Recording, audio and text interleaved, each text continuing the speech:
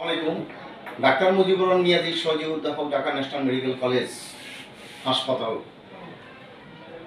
ফেনী সুন্দরপুরের হাসিফ বয়স 11 বছর আমার কাছে এসছে। দুই কানেই ফুসফানি যায়, দুই কানেই কম শুনি। আমরা কান পরীক্ষা করে দেখি।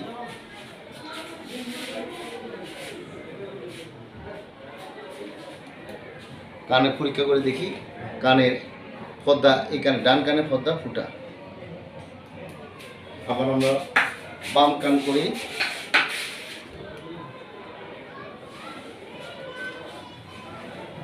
বাম কানের পর্দা ফুটা, দুই কানের পর্দা ফুটা।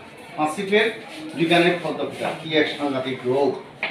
কানের পর্দা সাদা কাগজের মতো একদম পাতলা, সামান্য একটু ইনজুর করে কানের পর্দা ফুটা হয়ে যায়। এই রোগ থেকে অনেক রোগের সৃষ্টি হয়।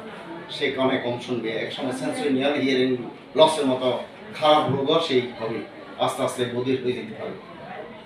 এই রোগের চিকিৎসা কি? এই রোগের চিকিৎসা হলো কানে পর্দা লাগানো, অপারেশন করে। মানে ফার্স্টে যদি অপারেশন করে, যদি অপারেশন না করে কী হবে, কানে বারবার খুঁজ যাবে, বারবার ইনফেকশন হবে, বারবার সে কানে কম শুনবে।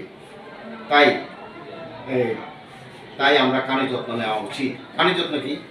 পুকুরে গোসল করা যাবে না, কান খোঁচানো চুলকানো পরিষ্কার করা যাবে না, কানে কঠমার বড়ি থাকা মেসে কাটিনার দেওয়া যাবে না, ঠান্ডা পানি খাওয়া যাবে না। আসসালামু আলাইকুম।